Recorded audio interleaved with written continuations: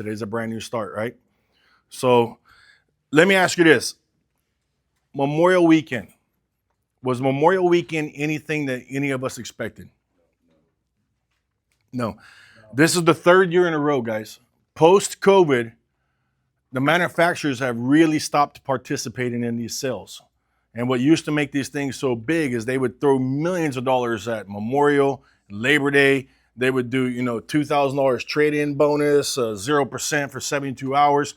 They would pump these things up, and all you saw was everything across the commercials. All the TV was nothing but car commercials. Remember that?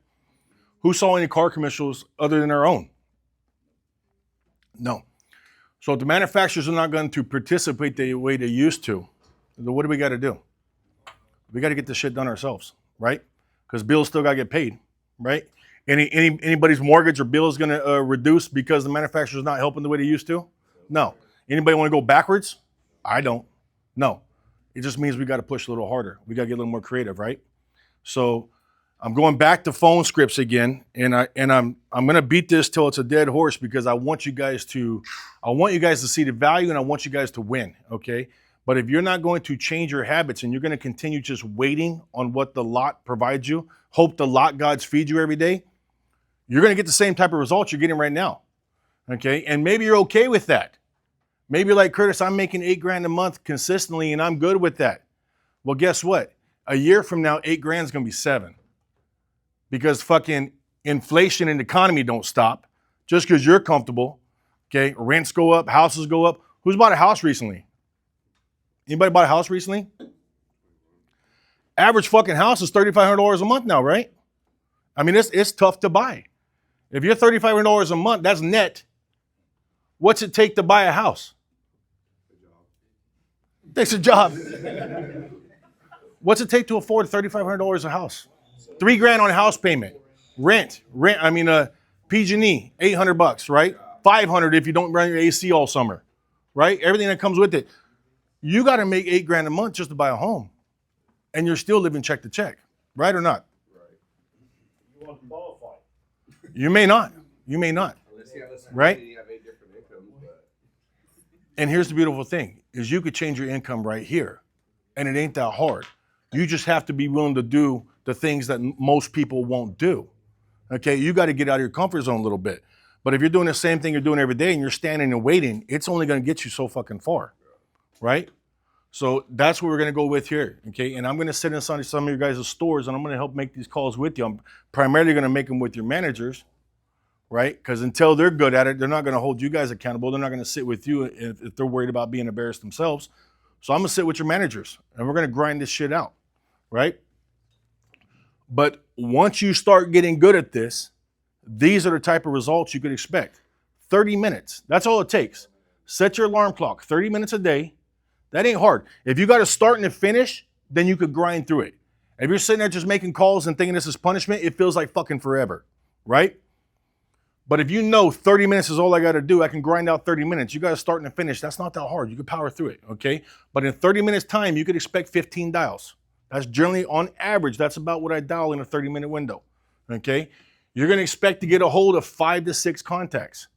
And out of that 5 to 6, once you start getting good at this, you'll set 2 appointments, okay? Now let's do times 2 because most of us are off either Monday, Tuesday, or Wednesday, Thursday, right? So you got 2 days during the week. We're only talking Monday through Thursday. Weekends are for selling cars, okay? But Monday through Thursday, okay, you guys are going to be working 2 days, so multiply that times 2. Now you set 4 appointments on your Monday, Tuesday, or your Wednesday, Thursday, right? 4 appointments, on average, you're going to get 2 shows and you're going to get 1 sale at an average commission of $500. By the time you add in your bonuses and everything else, you guys are averaging $500 commission, okay? So for 1 fucking hour of work per week, you could literally tack on $24,000 a year, okay? How many jobs can I go ask my boss, hey, I'm going to give you an extra hour a week, but I want $24K in return? Who the fuck's going to give you that? Right? You don't even got to ask anybody here. You just got to do it. You got to start doing it. What's the hardest part of doing this? Let's be honest. What's the hardest part of doing it? Fear of rejection. The discipline to fucking do it. Just doing it. That's the hardest part. Why do we not want to do it? When we know it gives us results. Because maybe it's not the funnest thing to do, right? Why is it not the funnest thing to do? Let's be honest, guys. There's no, I've sat in your shoes many, many fucking years. I know every thought and emotion that goes through your head. Why is it not the funnest thing to do? Because we get rejected too much, right? Why do we get rejected too much? Because we don't put in enough reps, okay? It's just like anything else. Discipline will get you going. The results will keep you going. But if you don't put in the discipline to get going, you're never going to see the results that keep you going. Okay? It's like going to the gym for 1 week and being depressed that you didn't fucking lose 10 pounds, so you stopped doing it. You didn't put in enough reps. Okay? Go to the gym for 90 days. See your results. And you no longer need discipline to get going because those results will fuel you. And you're like, I got to keep going now. Now I'm feeling good. Now I see it. Now my belt's 2 inches tighter. I feel like I need to get some new clothes now because my belt's wrinkling in my pants. I feel good now. Now I don't need the discipline no more. The results take over. Right or not? How many of us have seriously give this enough consistent time to allow the results to take over? None of us do it. We do it when we talk about it. We do it when we bring it up. We do it when your manager asks you to go do it. But do you do it consistently on your own so you can get to the results stage of this that carries you through? Okay? I've never asked you guys to do anything that I haven't done, willing to do, ready to do. If you guys want to sit with me on if I got the time, I'll sit with any of you guys and make these phone calls. Okay? But I can't make you do it. I can't make you want to win. You have to want to do this on your own. Okay, 30 minutes a day is not a lot of time, even on a Saturday. I sat with the closer at Tracy yesterday, okay? And it's on YouTube. I recorded it, I posted it already. Okay, I sat with him for 30 minutes. We made $14 in 30 minutes. I got a hold of 6 people. We set 3 appointments. 2 showed same day. 1 sold last night. The other one's coming back today to buy. Out of 30 minutes, they're going to get 2 sales out of that. And we took in 2 good trades. Took in a K5 and a 2020 Rogue. 30 fucking minutes. That's it. 30 minutes, guys. That's all it takes. That could change. If you tack on an additional sale every week that is self-generated, that did not come from the lot, an extra 4 deals a month, okay? That's just your average commission. How many of you guys missed the bonus last month by a car or 2 cars? Hit the next step. What did you miss? What was the bonus? Fast start. The 500. What about the month-end bonus? Oh, you guys don't have it. You guys have the percentage scales. So how many did you miss your percentage scale? 12 gets you to 30%, right? Half a fucking car cost you 5% commission. Is this starting to make sense now? Is this starting to add up? That's not just $500 commission. That 5% on every other commission, who knows what that could have been? Some of you guys have bonuses, volume bonuses, right? 12 cars, 16 cars, whatever it is. Who missed that by a car or 2? The regret don't kick in until the month's done. And then you start thinking about when I should have done this. Why did I take off early when I was the only guy available when everyone else was with an up? And I snuck out the back, right? They end up selling 3 more cars that night, and I didn't sell anything that day. The regret kicks in afterwards, right or not? And you start thinking about all the things you should have fucking done. You got to get proactive on this, guys, okay? I'm giving you a tool right here that can easily generate you 24 grand a year, okay? When I was on the line, I'm not bullshitting you. I made so many of these fucking calls, I would farm out my appointments. I never required sunblock. I didn't like standing outside. I would farm these appointments out, collect half deals, sell a couple cars, go home. Go home. The calls ended up getting me more results than standing outside, and I didn't care to stand outside all day anyway. And it just made things so much simpler, so much easier. Okay, I was the only one doing it. I had 0 competition. Nobody else would do it. Piles of 8 people standing outside every 20 feet. Let them motherfuckers stand outside. I'm not going to go out there and compete with that. I'm not going to fucking stand outside for 4 hours to talk to one person when I could talk to 15 in 30 minutes. Right? This is not as fun until you get to the result stage. Once those results are kicked in and I'm seeing fucking revenue coming in, now all of a sudden this is a lot more fun. Now all of a sudden I'm counting my paycheck by the phone call. Because if I'm getting $500 for every 30 calls, that's like 20 bucks a call or whatever that number is. I don't know off the top of my head, 15 bucks a call. If I told you sit down and make as many calls as you can, just dial. They don't have to pick up. And I'll pay you $15 for every dial that you dial. How many could you do in one day? Could you do 100, 200, 500? It pays you that anyway. It's just we don't see the ending result right away, so we don't do the math on it. It pays you that anyway, guys, but you got to put in the work. Okay? So let's talk about the calls that are available. They say this is a numbers game, and I agree to a point. It's a numbers game, meaning how many dials versus how many contacts. Once the contact's made, it's not a numbers game anymore. Now it's a game of skills. It's a game of, am I crafty enough to persuade this person to do what I want them to do while leading them to believe that they're making a decision to do it? Right? Now it's the power of persuasion. Right? How do I do that? I use customer benefits. Right? I put them in the winning seat. I create scenarios where the dealer's at a distress and they have the answer to my problem, putting them in the winning circle, in the winning scenario, right? It's called the power of persuasion, guys. Now they feel like they're making the decision, not me.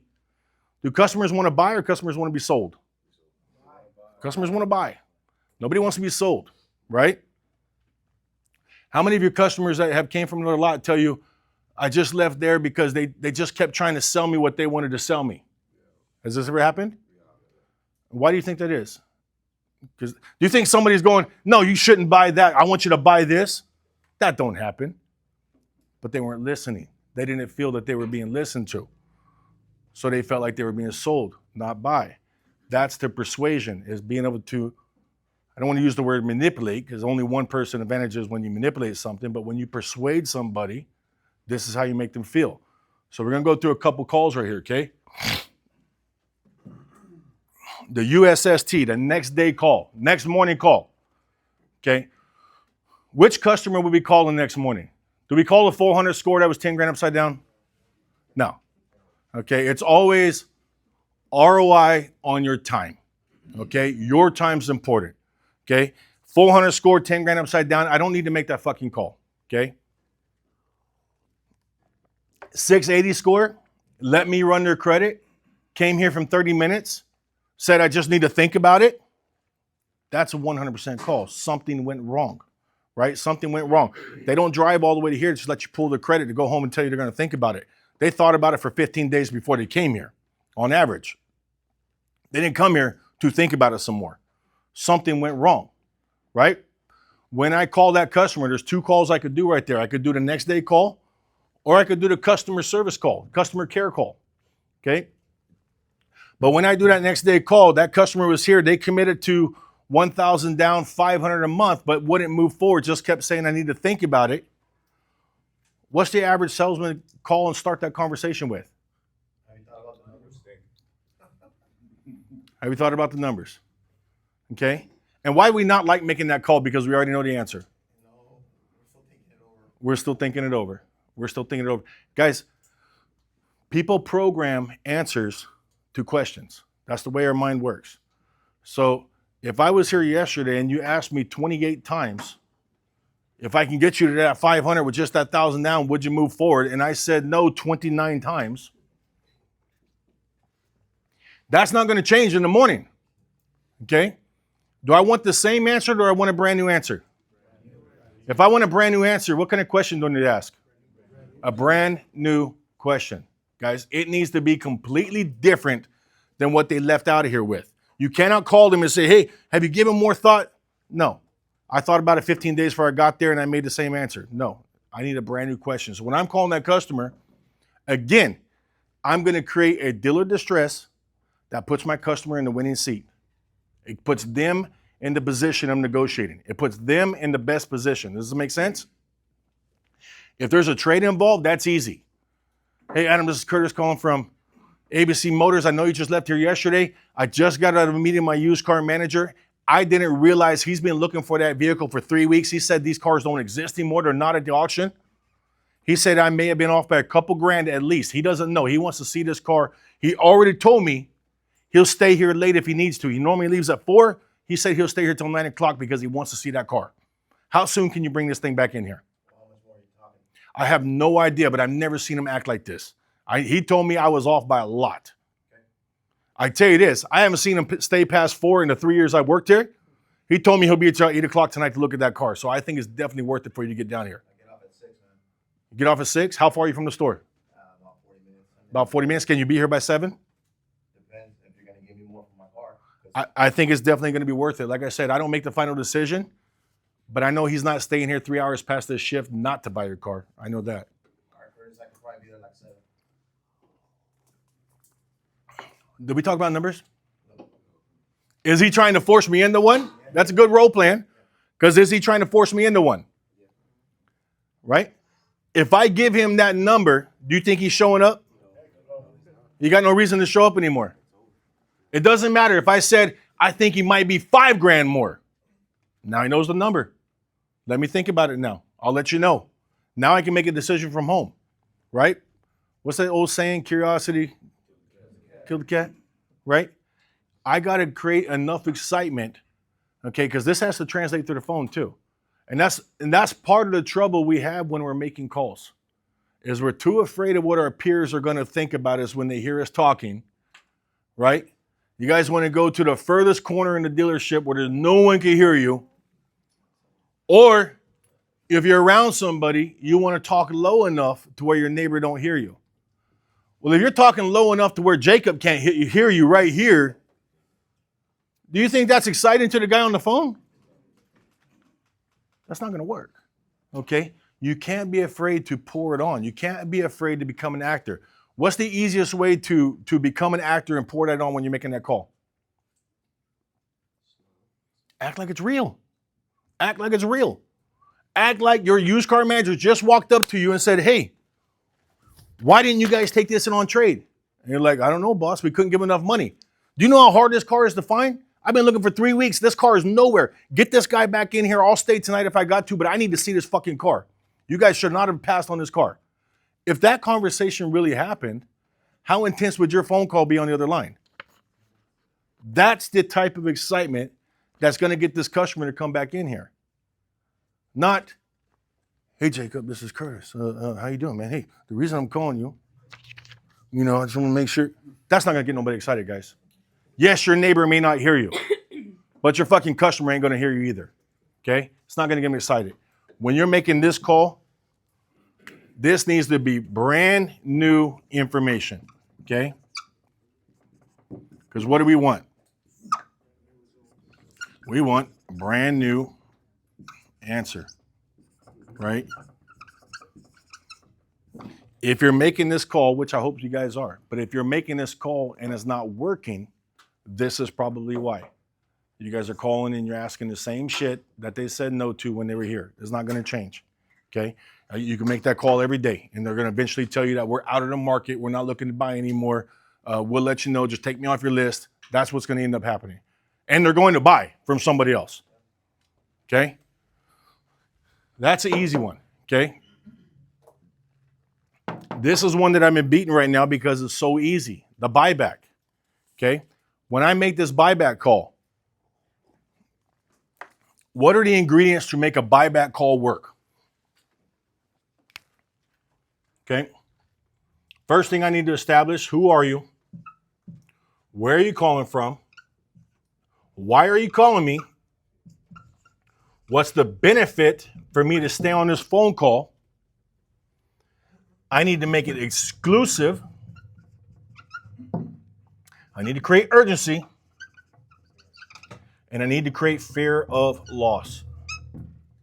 How do I do that in a phone call? We're going to do some role playing on that real quick, okay? But when I can create all of that, my man right here is getting to where he's making a living on this call, right or not? I did 12 and 17 cars, or 11. So I've generated buybacks. 11 of your 17 car deals. Well, some services sell, but Service or sale, same thing. Service or sale, same thing. It's you're applying the same technique right here. Same shit, right? If I call a service to sale and I say, hey, we're looking for good used cars for our lot, we're looking to, that doesn't get nobody excited. They get that call every time they get an oil change. Yeah.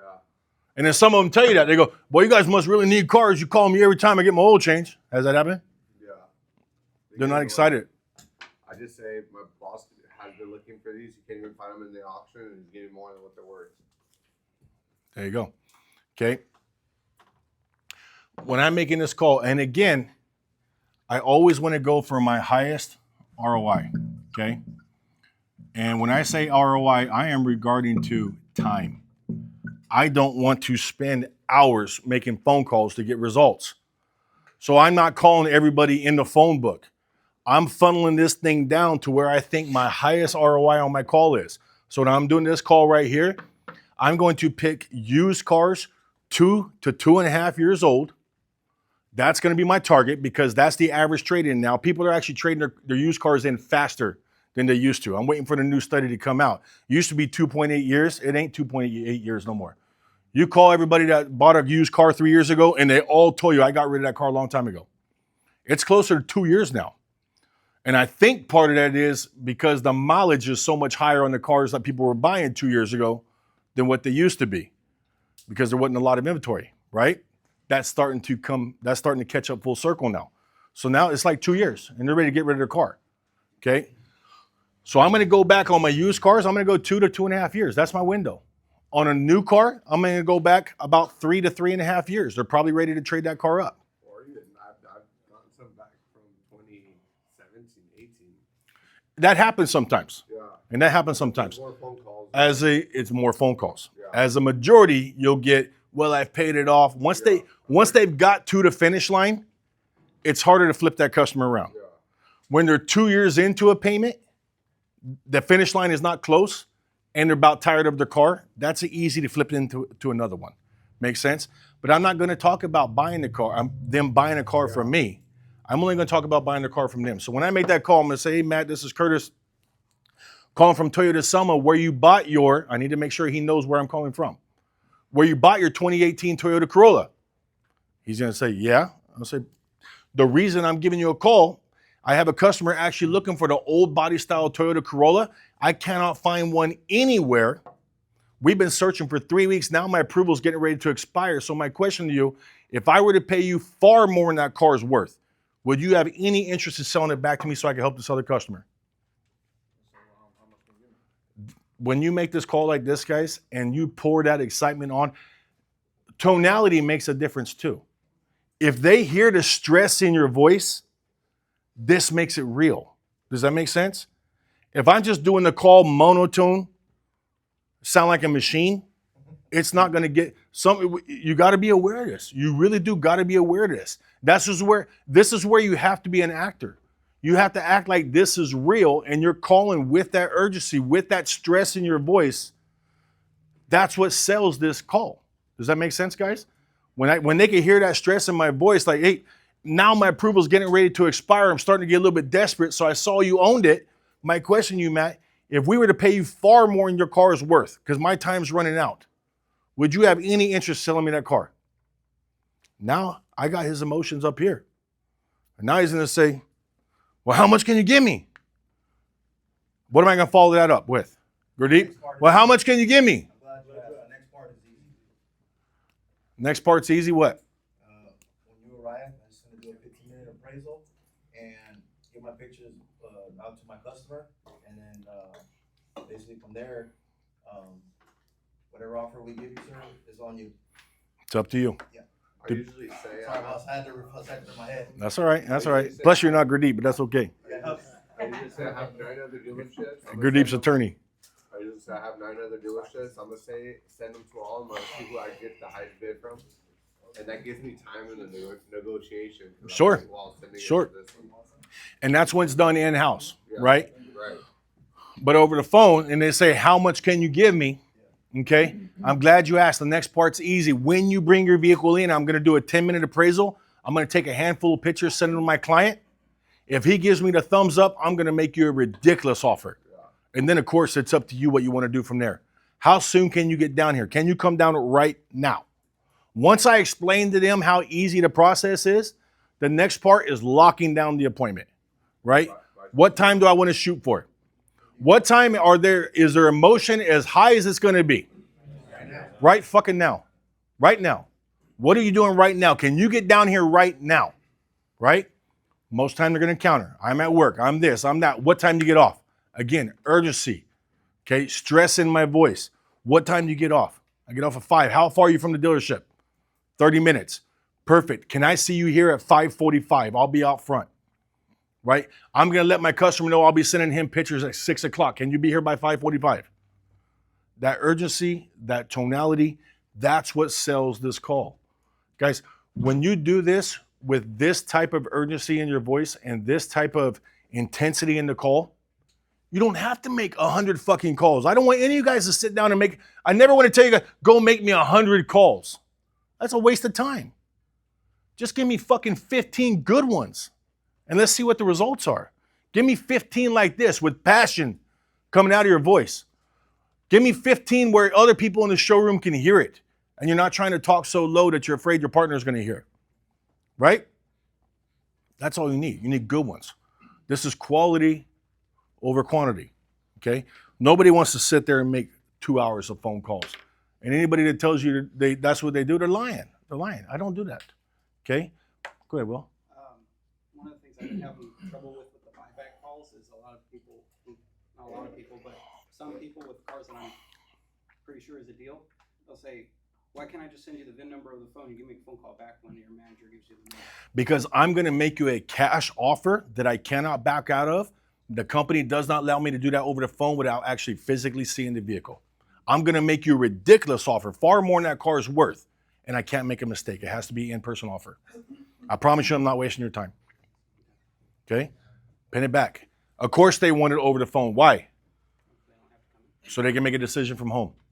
If I give it over the phone, they're not coming in. That blows it.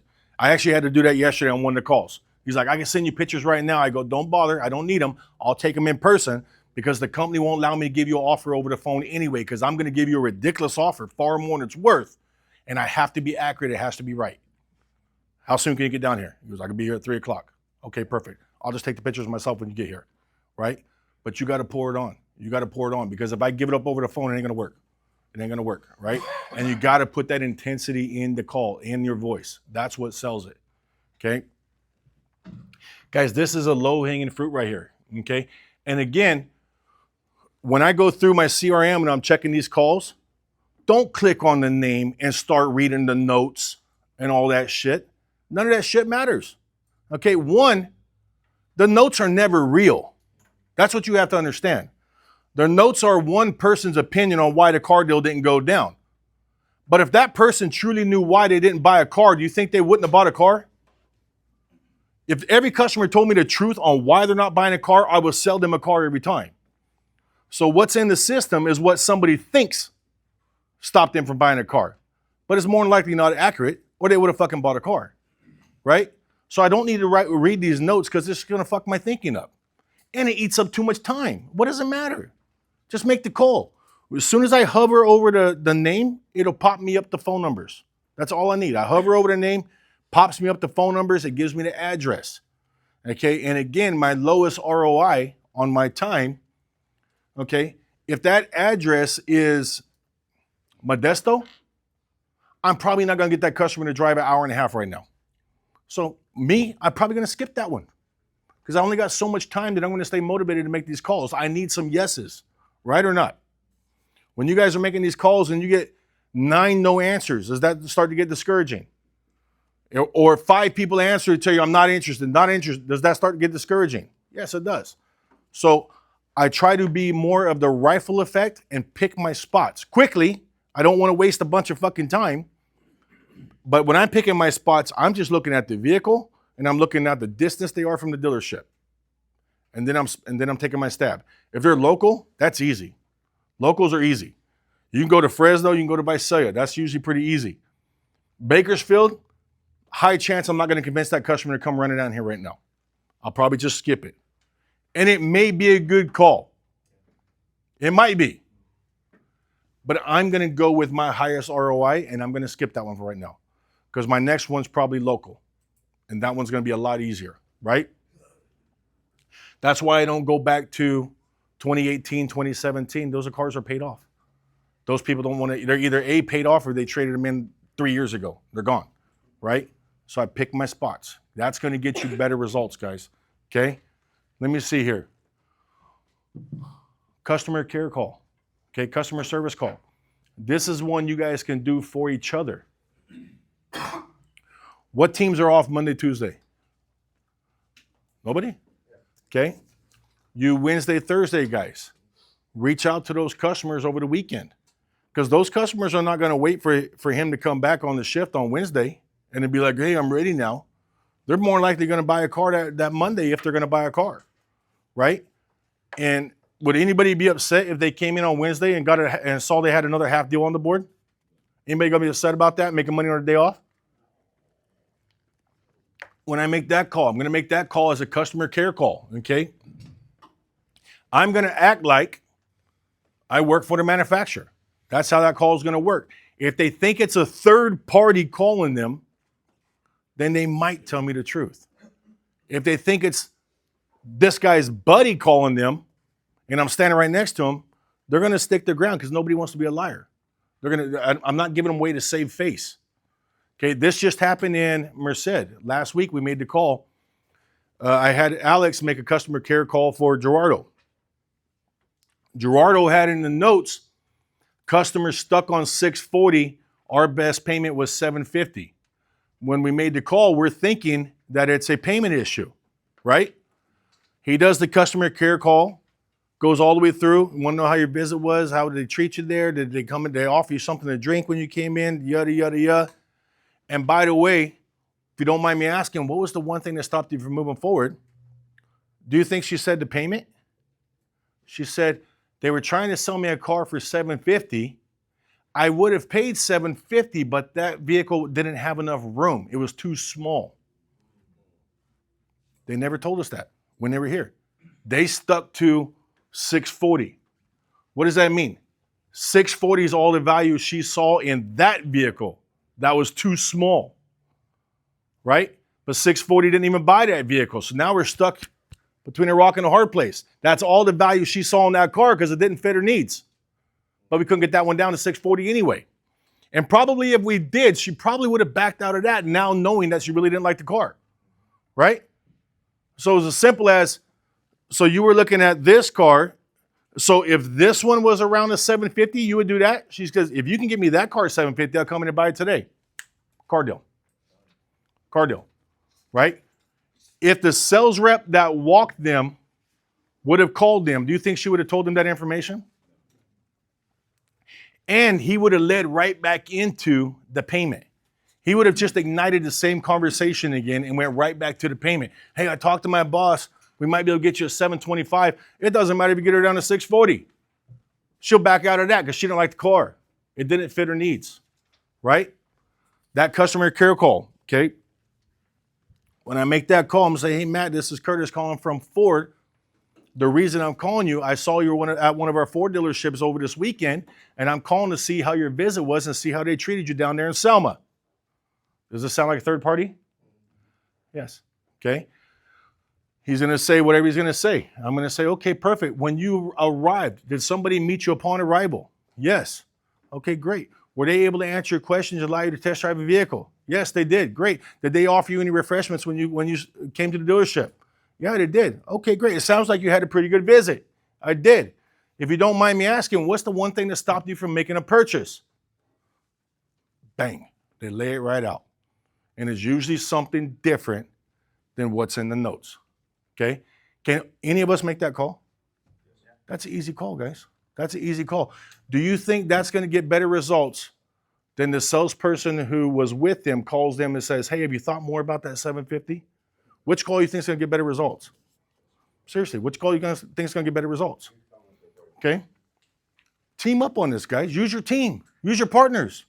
Okay? Hey, do me a favor. Can you make customer care call on my customers? I'll do the same on yours. Let's find out what stopped these fuckers from buying a car. Right? Is that another car deal? Guys, you have service to sell. Toyota, you got 50 visits a day, minimum. You probably have 50 visits on Sunday, okay? When is the best time to make the service to sell call? The day before. The day before. You need to do it the day before, okay? If you do it the day of, even if you get them excited and they had no time to process it, most likely there's somebody that they're going to want to talk to about this before they make a decision. Rarely will they make a decision right now. Will it happen sometimes? Yes, it'll happen sometimes. But again, I want my highest ROI on every phone call. I'm going to have a higher ROI if I do it the night before, so whoever I talk to can talk to whoever they need to talk to, right? And then what happens is a lot of times when you meet that next day and you ask them, that's the other part, is the second side of this. When they come in, again, they want to buy. So that's when I will lay it on them and I'll say, Matt, question for you. We're going to do this appraisal for you real quick and I'm going to make you a stupid offer. But my question for you, if you accept it, are you in the position to just get a ride home, or I can help you get an Uber, or do you need to replace it with something else? And then what's Matt going to say? No, I need to replace it with something else. And if I set it up the night before, and then I say, is there something you have in mind? You want to go with something similar to what you have right now, or do you want to go with something different this time? You know what he does? He goes, I saw online. Do you still got this one? This happens all the fucking time, guys. They have already mentally took ownership of a new car. You go, well, I saw online you got this. Do you guys still have that? Matter of fact, I do. Slow it down. You know what? Let me grab all the information on your trade real quick so they can start the appraisal for you. I want to kill two birds with one stone. I don't want to get too excited. Okay, give up my cards right now. Slow it down. You got them. You can slow it down. Let's get this information over there so they can get started at that. While they're doing that, we'll go find this car and take it out for a drive, see what you think. Fair enough? Is that a car deal? Guys, these are there all the time. He's making a living off of them. He's seriously making a living off of them. Okay? What's your schedule getting changed to? Monday through Friday. Monday through Friday.